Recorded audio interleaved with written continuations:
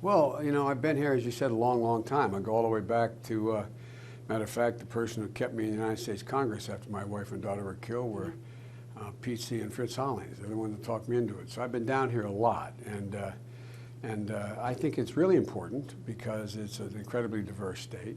It reminds me, it's like, you know a little bit about my state. My state is similarly diverse. And we have the 8th largest African American population in the country in my state. And similarly set up, like we're in the PD, well, there's the Delmarva Peninsula, the very rural parts of my state too. So it's, I just feel comfortable here. There's been recent talk, you referenced it a little bit yourself in Iowa lately. I talked to Greg Schultz, your campaign manager, about the same thing. There are several other states, though, that vote before South Carolina. Yeah. So if there isn't a first place finish in one or both of those states for you, what then, how does that change the importance of South Carolina, where you do have that strong support? But does it make it even more important if you don't come off 2 wins up there? Well, I think we're going to do very well in both those states. I know my staff is always talking about, well, you know, we're going to, but I think we're going to do very well in both those states. And I think that, you know, people talk about South Carolina being a firewall. I kind of view North Carolina being a diving board. It's going to catapult me into the Super Tuesday areas that I'm a lot in the South, from Georgia to Texas to Florida, across the board. And in the meantime, California will already have had their primary, and right now we're leading by a lot of points against everybody in California. But look, this is a marathon. I'd be even if I knew I was going to win every other state, and the Lord came down and told me that, I'd still be in South Carolina.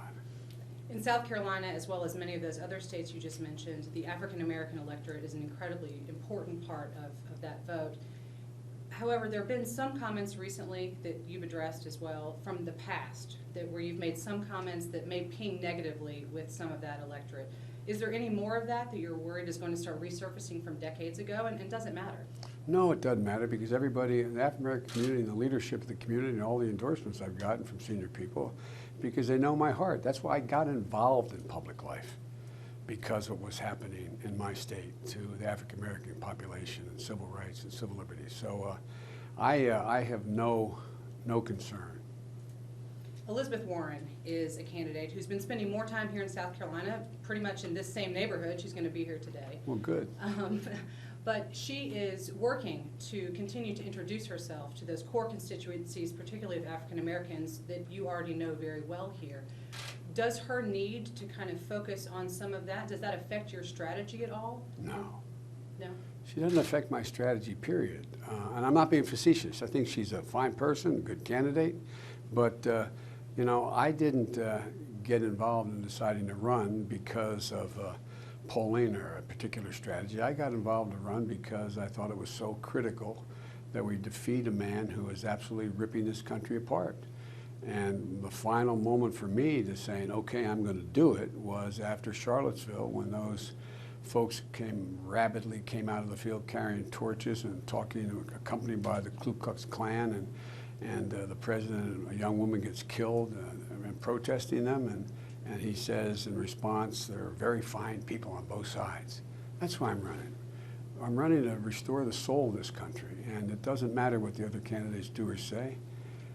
That's number one. Number two is restore the middle class, and number three, unite the country. We have to do those three things. That's why I'm running. There's been a little bit of talk so far in the campaign about who's going to pick whom for VP. That talk always starts early. All of the things about this campaign have started very early. They sure have. But, you know, I've heard some people suggest that you might benefit from perhaps selecting a younger, perhaps African-American person as your potential pick for VP. Is that conversation happening at all? Or what do you make of it? Look, first of all, incredibly presumptuous to me at this stage to be talking about a vice presidential candidate for me. I haven't even won the nomination yet, number one. Number two, I do think that the most important thing to do is what Barack and I did, and that is to pick someone who you know is simpatico with you, know is intellectually consistent with your positions. You may disagree on tactics, but strategically agree on everything, because no president, man or woman elected next time out, can do the job by themselves. They got to be able to delegate significant responsibility. The president as has been written a lot about. We are personally very close, but he delegated significant responsibility to me because he can't handle it all. And when he did, he gave me presidential authority. I could do what needed to be done, and I didn't have to go back and check because he knew we were on the same page. And so whomever fits that bill, and obviously it would be, I wouldn't hesitate to pick a woman or an African American or someone who fit the bill that that would be, again, consistent with what I believe and had the same passion for it that I did. What do you make of your campaign's recent decision to reverse its stance on the acceptance of PAC money? Well, we're not accepting PAC money. What I think happened was, and I've had no discussion with any outside group or individual about this, but what's happened is we're already in a general election. I mean, there's two things we know for certain. One, Vladimir Putin doesn't want me to be president, according to Facebook, taking down the Russian ads going after me. And two, that it's surely that Trump doesn't want to face me. And I'm told, I don't know this, but press reports are that he's spending through his special interests, the gun lobby, the oil companies, the big insurance companies, they're already spending $10 million, I don't know how much, spreading lies about me.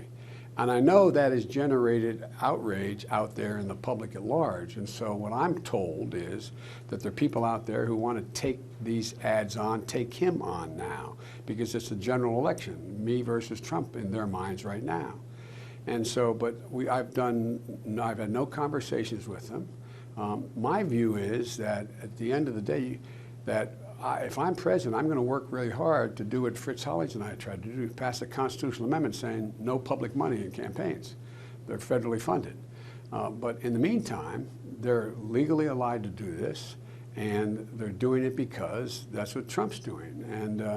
And so that's all I have to say about it. There's no coordination with me at all on this. So I'm not taking a contribution. You know, we're sending you a PAC contribution. Or I haven't set up a super PAC, the Biden super PAC, like, et cetera. So it's what it is. Last question. Okay. There's been a constant conversation in this campaign about age of some of the candidates, yourself included. We've had these conversations for months, but now that one of those candidates, the oldest of the PAC, Bernie Sanders, has actually had a heart attack and suffered some unfortunate health issues on the trail. Thank God he bounced back. What do you make of a renewed conversation around several septuagenarian candidates, and some voters are telling me that they would support maybe one of you if there were potentially a pledge for only one term in office?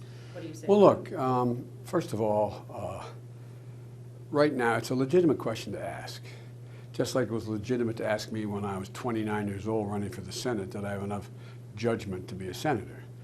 I think that one of the reasons I'm running is there's certain times that fit certain people. Right now, I have had, my age has brought with it a significant amount of experience in government and hopefully wisdom and some sound judgment. The next president of the United States has to be ready to, on day one, to have no on-the-job training. I've spent more time in the Situation Room than Wolf Blitzer. No, but I've spent more time in the real Situation Room than anybody, all of them combined and quadrupled. I spent more time in the Oval Office. I've been given significant responsibility in the foreign policy. I can stand on the world stage, I believe, and command the respect of world leaders on day one.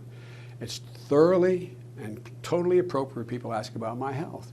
And so I do my yearly physical, which I'll do at the end of the year. Before the first vote, I'll release all there is about my health. Work out every morning, and I feel good, and all I can say is, you know, watch me, see. Would you consider a one-term pledge? No. Now, it doesn't mean I would run a second term. I'm not going to make that judgment.